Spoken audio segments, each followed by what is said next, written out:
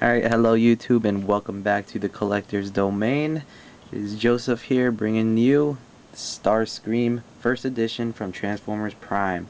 Now I should be studying for my CPA exam tomorrow, but instead I'm here bringing another review. Talk about procrastination at its finest, right? Okay, so this is horrible. Here we have First Edition Starscream. Beautiful. They're hitting the shelves now, so definitely go check them out, because I know a couple of the Toys R Us have started stocking up on them just really recently, over the past 2 weeks maybe, and yesterday was a really big haul and I found most of the ones I was looking for. So it's the same exact packaging, Decepticon logo, Starscream, the hub, and that. Just Bumblebee's the only one I need now to get most of my deluxe first edition collection. He comes with a standard, Transformers Prime rock stand made out of cardboard. Put that off. And here's the actual figure. It's pretty darn neat. I gotta say, these Prime figures, are really getting me for their accuracy and their engineering. Their size is the biggest turn off for me, especially since they're a little smaller than most deluxes, but it totally is fine because the engineering put into this thing makes it a work of beauty and art, to say the least. Now, this is, right here you can see he sort of looks like basically any modern day jet transformer we get. Looks good from one angle or another. For this figure, it looks good from the top. Looks nice and sleek, but from the side, it's got all the leg kibble at the bottom.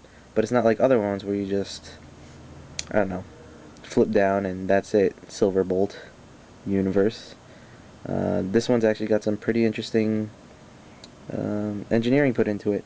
So he's got some paint apps on here, some red apps, around the cockpit, on the body of the plane, and on the tail fins, and on the bottom of the legs. Some silver right there on the chest, like gunmetal gray. I'm not sure if this is painted or molded plastic. It's got blue, so it's either blue or gray that's painted.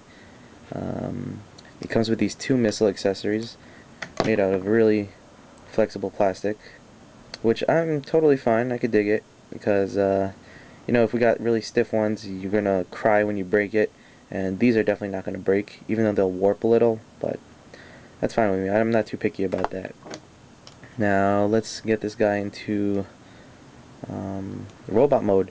But his vehicle mode, it's a little small, mass-wise, compared to some of the other figures. Here's the Viacon First Edition, so you can see how thin he is compared to it. It's like half the size. But that's his character, I suppose, right? So let's see, get him transformed. The first thing we're going to do is, I guess, take off these wings, just bend them down, unpeg the back side of the tail fin, get the legs down here, unpeg them from the sides, from the bottom right here, pull them down, unpeg the hip from the butt part from the body of the plane, rotate it, and pull it down. And then it'll peg back again into these.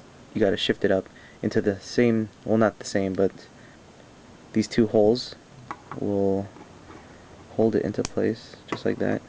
Really nice and secure. Open up the feet. He's got high heels on. He's an interesting figure. Definitely should have been used for a female figure. Would have been cooler, I think. Now pull out the arms. Pull out this whole back tail section. Now it looks like the plane just fell apart. What you're going to do is swivel this down and then split this tail fin open.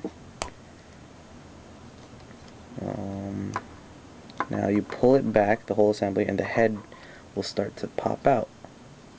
Actually, let's rotate it around. Much like most of the figures in the line, you got to rotate the waist 180. Now the head will be able to come out from inside the body of the plane. You just pull it up. Now we move the wings and spread them back a little further. Pull down the shoulders, which are on a very interesting joint, because they're actually like angled inward, so he's got to be standing in a hunched over pose, which is kind of cool. They actually incorporate the character's personality into the build of the figure. Now you pull up the whole assembly, pull up his crest, there you have his head. Now fold down, now you just gotta like collapse this entire, I don't even know if collapse it, I think you collapse it, right? It's got to.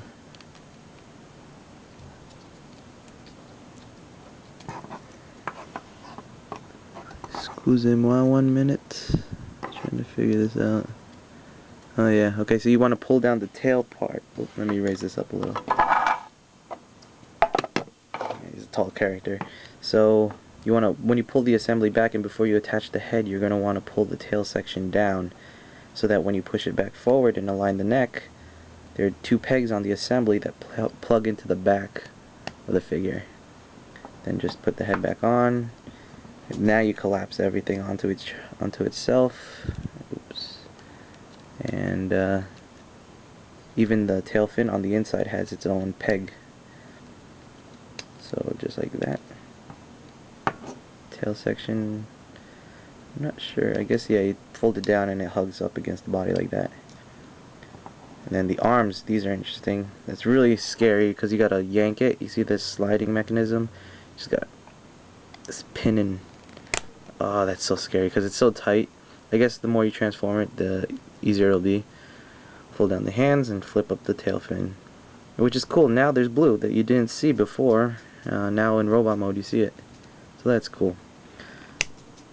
Snap it all the way. Jeez, that's so scary. Same thing, vis-a-vis. And there you go, you have Starscream in robot mode. He is awesome.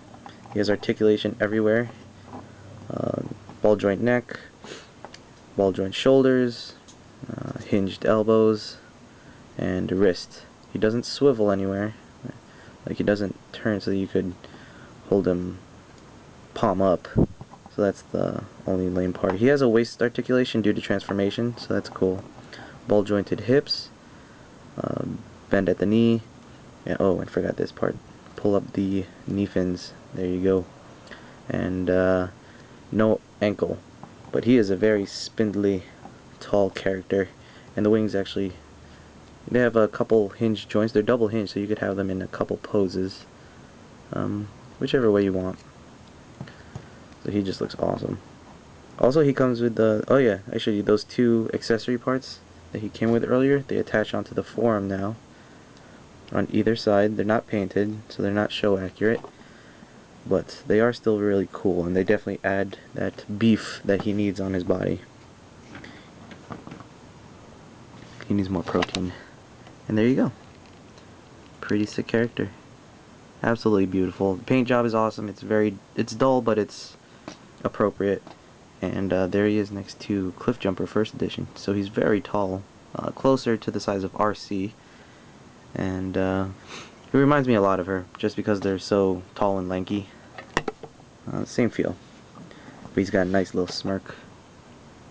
Yeah, I don't think I'm going to make this a 2-part, so I'm going to cut it off here. I hope you guys like it. If you see it, definitely pick it up, alright? Peace.